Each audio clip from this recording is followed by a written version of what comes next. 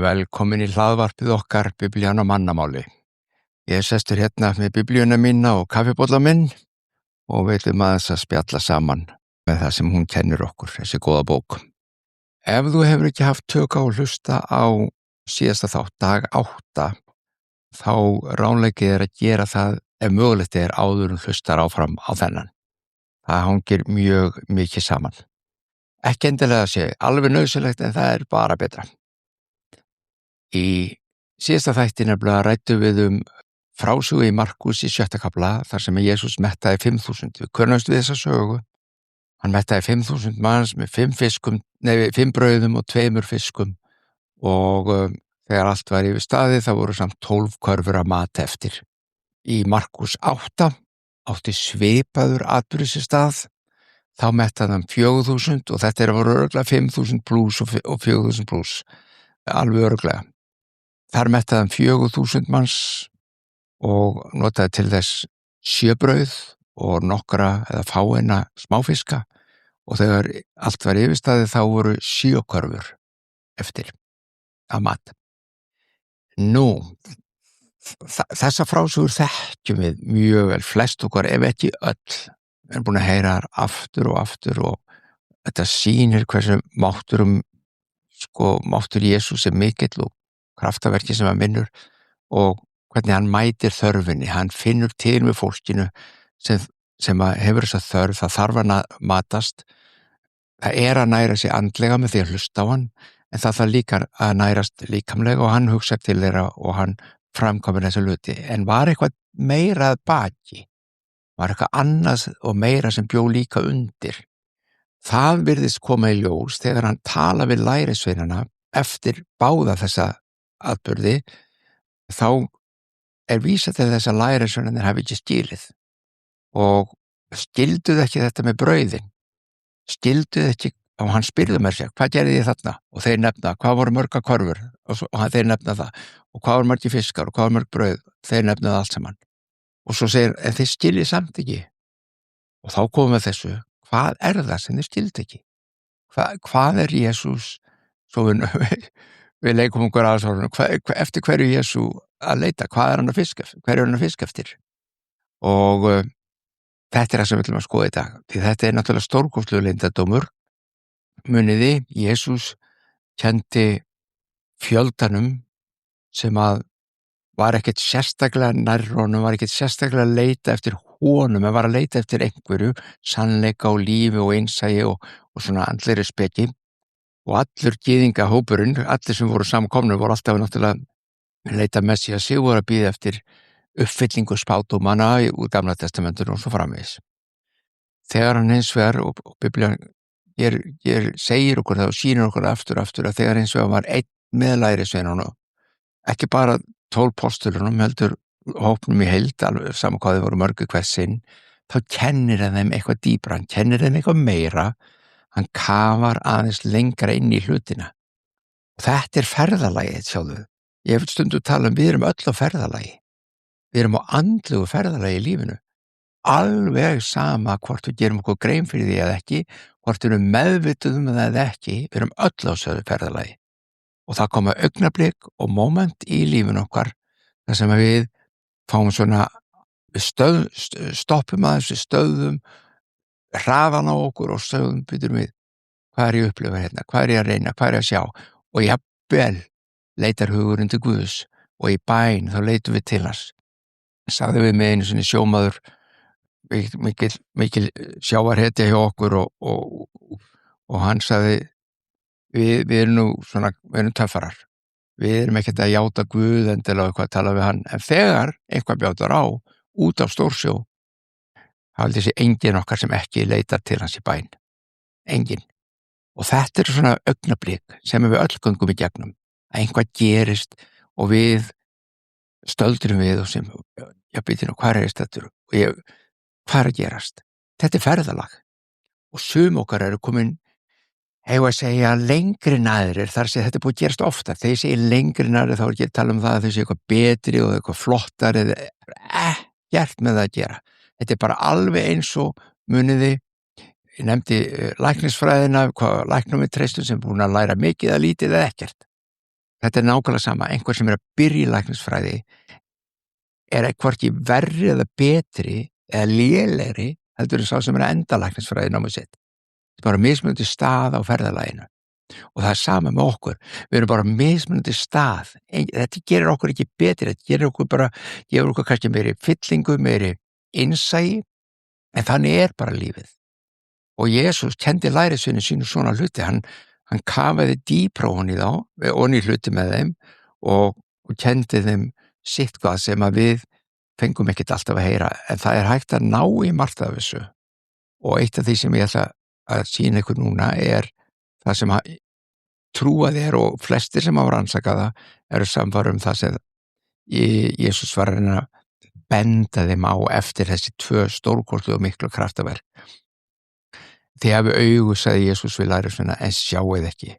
Þið hafið eyru en heyrið ekki. Munið þið ekki. Þetta athyglisverð setning. Munið þið ekki. Hvernig þetta kraftaverk átti sér stað? Munið ekki. Hvað gerðist? Þegar ég braut brauðum 5 handa 5.000, hve margar körfur voru þá eftir að brauðum sem þið tóku saman? Þetta spurði hann lærisveinana í 8. kafla í Markusi. Og þeir svara honum 12. Þeir mundið allt. En Jesús sagði, þið talið eins og þið munið þetta ekki. En það var vegna þeir skildi ekki. Og þeir svöruðu öllu rétt.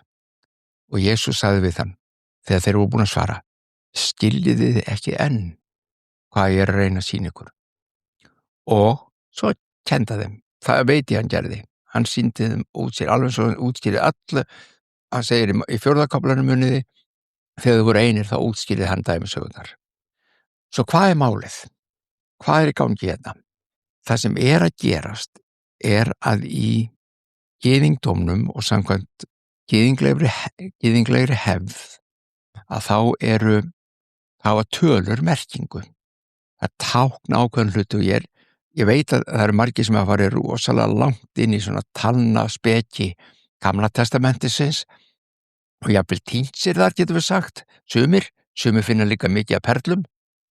En þetta sem ég ætla að nefna núna er svona bara grundvallaratriði og almennu skilningur hjá gyðingunum. Og ekki gleyma, Jesús var gyðingur. Hann var ekki ljósarður, bláhöfður, Amerikani eða Svíi eða Íslendingur, alls ekki. Hann var bara gyðingur. Og allir lærisveinarnir og allir sem hann var að tala við, eða flestir sem hann var að tala við á þessum tíma voru gyðingar. Svo þess vegna sagði, þið múin að gleyma eða skiljið þið bara ekki. Þeir áttu nefnilega að vita. Þeir áttu að vita. Og þeir áttu að kveikja á perunni. Svo hvað kennir talnafræðinni, við getum sagt svo, talnaspeki Gamla testamentisins okkur þessar tölur? Því muniði, hann spurði, hvað voru margir þarna? Hvað var þetta margt? Hann alltaf spurði tölurnar. Hvað voru þetta mörg brauð? Það voru 5. Ok. Hvað var mikill fjöldi? 5.000. Hvað voru margar körfur? Hvað voru margir fiskar? Og alltaf svöruði rétt. Og alltaf draga fram tölurnar hjá þeim. Og hér málið. Ef við tökum tölurnar, ef við tökum bara 5.000 og var stóru tölurnar fyrst. 5.000 manns pluss 4.000 manns pluss í seinna tilvikinu. Einfaldlega mikill fjöldi. Og tákgrænt mannkynið allt. Kraftaverk og þjónusta Jesú inn í þessa kringumstæður í 2 frásögum mynd upp á, og það segir meira að segja, hann fann til með þeim, hann kendi í brjóstum þau, sem sagt hann hafði meðengun með fólki. Og þetta eru einkenni á lífi og starfi og Jesú á jörð, að hann fann til með, hann kendi brjóstum, hann dróst að þeim vegna þess að þau höfðu þörf. Guð Biblíunnar, Gamla testamentisins og hins nýja þessi Guð. Hann elskar fólk og hann þráir að vera með fólki og hann þráir að mæta fólki. Hversu mikið þörfnumst við nú ekki í dag að fá frið og kærleika og réttlæti á jörð? Mörg okkar óttast það sem að gerast í heiminum og margir eru mjög hræddir með að segja og kvíðnir. Og það kannski ekkert ástæðulausu, það eru válegir tímar í gangi. Ég veit hins vegar og þú veist það líka ef þú trúir og hefur meðtekið boðskap Guðs orðs inn í þitt líf að við þurfum ekki að óttast þessa hluti. Það getur verið skelfilegir, það getur verið slæmir, það getur verið vondir og allt á milli, en við þurfum ekki að óttast því að Guð mun alltaf hafa sigur að lokum. Hann mun alltaf, hans kærleikur mun alltaf vinna að lokum, alltaf. Jæja, 5.000 og 4.000. Með öðrum orðum tákna mikinn mannfjölda. Þetta var mikill mannfjöldi, ekki síst á þessum tíma, að það voru þetta stór fjöldi samankomin og það tákn fyrir mannkynið, allt. Guð blessar mannkynið. Og þá komum við að minnitölunum. 5 brauð. Það algjörlega samþykkt og bæði gyðingar og fræðimenn eru sammála það. Að tala 5 tala fyrir Tóra sem lögmálið eða fræðslan eða kennsla. Við kallum það lögmáli í íslensku þýðingunni og það í mörgum erlendu þýðingum kalla það. Tóra fræðslan muniði sem mannkynið hefur mist marks sem skilgreiningin á synd. Tóra þýðir að hitta í mark. Svo sett Mósebækurnar 5. Þetta eru 5 bækur frá Móse og þær kenna okkur og kenndu gyðingum og mannkyninu öllu núna hvað þarf til þess að lifa í réttlæti og friði og sanngirni og kærleika á jörð. Svo sett hvernig byggjum við upp mannlegt samfélag þannig að það þrífist, gangi vel, sé í blessun, sé í réttlæti og jafnt fyrir alla. Tóra gekk algjörlega út á þetta. Þetta eru 5, þetta tala 5, brauði 5, táknar sem sagt Tóra. Fyrstu 5 bækur Biblíunnar eða Mósebækurnar. Það voru 2 fiskar. Steintöflurnar 2, boðorðin 10 sem sagt. 2 tákna það. Stundum vísa talan 2 líka til 2 embætta sem voru aðal embætti í Ísrael í Gamla testamentinu, annars vegar prestarnir, prestembættið og eins vegar konungsembættið sem síðar kom, var ekki í byrjun en kom seinna. 12 ættkvíslir gyðinga. Ættkvíslir, það mikið tala þessa tölu, hún kemur oft fyrir á lærisveinarnir voru 12 og í öllu Gamla testamentinu 12 ættkvíslir gyðinga og áframhaldandi út alla biblíuna, alveg aftur í opinberunarbók. Þannig að þarna erum við komið með fjöldan, við erum komið 5 fyrir Tóra sem kennsla, sem fræðsla Guðs, sem orð Guðs. Þetta ritað á orð Guðs. Það til meðal gyðinga svona munnlegt safn sem þeir myndu kalla orð Guðs líka, en þetta ritað og það til gyðingahópar sem eingöngu taka til þess. Þeir eru vissum færri heldur en hinnir, en það breytir engu. Tóra þessi 5. Steintöflurnar 2 eða boðorðin 10 eða embættin, talan 2 og 12 ættkvíslir gyðinga. Eigum við að lesa aðeins úr 5. Mósebók. 5. síðustu bókin úr Tóra. Og í kafla 18, ég að fletta þessu upp hérna, kafla 18, sjá, þetta að koma. Bóku kaffisópa meðan eða getið. Henni kemur þetta. Lesum hérna kafla 18 í 5. Mósebók og vers 15 og 16. Það segir svona. Spámann slíkan sem ég það Móse sem að tala. Og hann sem sagt að fara að koma svona endalokum hjá honum, hans tími að renna út, hann hann aldraður og hann að undirbúa Ísraelsmenn fyrir það áframhaldið án sín eða án hans. Og hann segir, spámann slíkan sem ég og Móse alltaf toppurinn hjá gyðingunum. Spámann slíkan sem ég mun drottinn Guð þinn láta framkoma úr hópi ættbræðra þinna. Á hann skulu þið hlýða. Hann mun að öllu leyti uppfylla það sem þú baðst drottinn Guð þinn á Hóreb daginn sem þið komið þér þar saman og þú sagðir lát mig ekki heyra aftur þrumurins drottins Guðs míns né líta aftur þennan mikla eld svo ég degi ekki. Með öðrum orðum, gyðingarnir, Ísraelsmenn, þeir hefðu ákallað drottinn hans nærveru og uppfyllingu á hans sáttmála fyrir líf sitt. Og Móse var þeirra spámaður í þessum efnum. En hann sagði, spámann slíkan sem ég er, mikinn spámann, stóran spámann, mun Drottinn reisa upp og ég segi hlustið á hann. Margir álíta að þarna sé spádómur af munni Móse, þetta mælir hann bara munni frá spádóm komu Jesú sem þessa stóra spámanns á pari við hann og jafnvel stærri. Guð talaði reyndar ekkert bara gegnum Móse, bara ef við lesi Gamla testamenti þá talaði hann oftast og iðulega til Ísraels fyrir munn spámanna. Það voru hans aðaleið til að ná til þeirra að spámenn Guð sem hann reisti við komu með skilaboð, komu með boðskap og miðlaði til Ísraelsmanna því sem Guð var á Guðs hjarta. Og svo kemur Jesús. Hvað gerðist við Jesú? Hvað það sem hann kennir okkur þetta? Hvað var það sem hann var að reyna að segja lærisveinunum þarna með þessum tölum? Munið ekki tölunar eða bara skiljið þær ekki? Munið ekki að þetta var 5, 2, 12 eða skiljið þetta bara ekki? Muniði, Tóra 5, steintöflur af boðurinn og embættin, prestur og konungur 2, 12 ættkvíslir. Með öðrum orðum, Jesús kemur og hann að reyna að segja lærisveinunum, ég uppfylling þessara hluta. Og hann segir að reyndur einu stað að hann sé uppfylling lögmálsins. Hann kom ekki til að afnema lögmálið, hann kom ekki til að gera það engu, hann kom til að sýna okkur hvernig við getum lifað í. Hann kom til að gefa okkur kraftin og lífið, hann kom til að rita þetta lögmál, þetta orð sitt á hjartaspjöldin okkar, setja það inn í okkur, þannig að við gætum lifað í. Því ef við erum alltaf að lifa utan frá inn eins og ég nefndu dæmuniði, við erum alltaf að reyna að hlýða okkur utan frá inn, það svo mikið áreiti, þá gengur okkur ekki alltaf vel. En ef við skoðum við inn á við, ef við lifum þessu inn í hjarta okkar, þá allt inn komið allt annar vinkill á hlutina.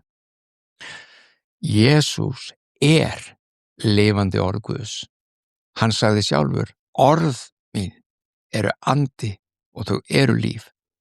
Með öðrum orðum, það orð sem hann gefur, það sem hann talar, það sem hann gefur þér og mér og mannkyninu öllu, það eru lífgefandi andi. Þar sé ef við meðtökuð inn í hjörtum okkar, þá fáum við, eins og við myndum kannski, ég ætla fyrst árið þetta svo við kristnir myndum kalla þetta, þá fáum við opinberun og fáum skilning og hann umbreytir hjörtum okkar. Ef við tökum þetta á almennu tungumáli utan kristninnar, hjá andlegu fólki sem leitað saman, þá fáum við andlegu upplifun. Við fáum að stignast inn í. Við tökum skref í andlegum þroska. En þetta það sem að Jesús var að reyna að benda þeim á. Elsku stráka mínir og stelpur, þið lærisveina mínir. Þið eru ekki enn búin ná alveg hver ég. Ég 5 Mósebækurnar Tóra uppfyllt. Ég það. Ég steintöflurnar, presturinn og konungurinn. Ég það. Ég uppfylli alla þessa hluti og gef þér, hverjum mannkyninu öllu. Ég gef mannkyninu þessa hluti. Þetta gjöf Guðs til mannkynsins alls. Þetta hann sem var að reyna að spyrja þá þið ekki enn að fatta þetta, hvað ég var að gera? Ég var ekki bara að gefa að borða, ég var að sýna ykkur hver ég Ég var að sýna ykkur hvað ég kom til að gera. Þetta voru skilaboð til ykkar. Mannfjöldinn skilur það kannski ekki, en þið áttu að skilja það. Þá eru 12 körfur eftir. 12 ættkvísl gyðinga, með öðrum orðum. Ekki halda það að Guð sé búin að yfirgefa gyðingana, að nú sé allt búið hjá þeim, kirkjan bara tekin við og alheimurinn og mannkynið allt, en gyðingar þeir mista lestinni. Nei, hann gleymir þeim ekki. Það eru 12 körfur eftir. Það nóg af mat fyrir alla. Það næring fyrir allt Ísrael, það næring fyrir allt mannkynið, það næring fyrir þig og mig í orði Guðs. Það svo mikill leyndardómur í þessu. Þannig að brauðin 5, fiskarnir 2, sem mettuðu mannfjöldan, eru tákn fyrir margföldun náðar Guðs til handa mannkyninu öllu. þar með tali Ísrael líka. Það nefnilega til sumir sem vilja meina það að Ísrael sé búið að vera og kirkjan hafi tekið við og síðan nýja Ísrael. Það svona staðgengils trúarbrögð. Ég ekki þar, ég trúi því ekki. Þvert á móti á bara, Biblían segir það ekki. Guð blessar. Hann blessar sitt fólk í Ísrael, hann blessar sitt fólk utan Ísraels og hann blessar mannkynið allt. Ef við aðeins viljum, ef við viljum opna, ef við viljum skoða, ef við gefum þeim möguleikann að þetta sé, þá þetta til staðar. Og ef við tökum markviss skref í áttina þessu, ég vil, segjum bara, Guð, þú getur byrjað þess vegna, Guð, ef þú ert til, ég get alveg sagt að þannig byrjaði ég. Ég ólst upp í kristinni kirkju, pabbi var prestur, mamma var alveg ekta prestfrú, svona maddam alveg og heimilið allt, var alltaf fullt af fólki og hún sá allan mat og kökur og bakkelsi og var svona ekta fín alveg. Þau voru bara eins og teimi, pappa og mamma. Ég ólst upp við þetta. Það kom samt að ég þurfti að spyrja ef þú ert Guð. Þegar ég var fullorðinn þá þurfti ég að vita. Ertu Guð? Eða ég bara byggt á einhverjum sögum, bara út af pappa og mömmu og ég þurfti að spyrja. Og öll þurfum að taka þessi skref. En þegar við tökum þau og byrjum ferðalagið, af því þú ert á ferðalaginu alveg sama hvort þið líkar að betra vel. Þú ert á andlegu uppgötun og ferðalagi. Hvort sem hugsa svona eins og ég að segja eða ekki. Ég ráðlegg að byrja að hugsa fljótt svona eitthvað í þessa verun allavega. Því það opnar upp óendanlega möguleika fyrir þinn innri mann, fyrir þinn innra líf, fyrir þinn frið, fyrir skilning þinn á lífinu og tilverunu og sjálfu þér. Þetta eins og við myndum segja á lélegri íslensku, juicy. Þetta alvöru matur. Og Jesús spurði það bara, elsku lærisveinar mínir, þið búin að gleyma þessu eða bara skiljið þetta ekki? Og svo útskýra. Jesús lifandi orð. Orðans eru andi og þau eru líf. Og þau gefa þér og mér næringu. Þau meiri segja nær okkur. Þó við trúum ekki og göngum ekki og skiljum ekki, þá eru þau samt til staðar. Hann heldur öllu saman fyrir anda sinn. Skoðum bara skammtafræðina, quantum physics, skoðum hvað í gangi. Sjáum hvernig hlutinni virka sem að vísindin að kenna okkur. Guð einn stórkostlegur Guð. Ég get alveg haldið áfram því að það svo margt, mér finnst svo gaman að tala með svo hluti og þegar ég fer að stað með svona þá veit ég það að ég get haldið lengi áfram, en ég ætla að hætta hér, láta staðar numið því að við höfum fullt af þáttum eftir, en vörpum þess ekki frá okkur. Að Guð að segja, Jesús var að kenna þeim, ég uppfylling þessara hluta. Ég Tóra. Ég eins og þú sjáið mig, eins og þið heyrið í mér, eins og þið verið vitni mig, þannig lífið í Guði. Jesús kom nánast eins og sýnisort fyrir okkur með það. Og orð hans eru andi og þau eru líf. Og þau metta þig og þau metta mig og þau metta mannkynið allt. Ísrael líka að sjálfsögðu. Alveg sem hvað menn hatast út í Ísrael í dag og hafa reyndar alltaf gert. Hans Guðs blessun yfir mannkyninu öllu. Erum við alltaf að kveikja á perunni? Erum við alltaf að skilja? Erum við alltaf að hegða okkur í samræmi við það? Nei, það sést best. Bara á ástandun í dag. Það sést best.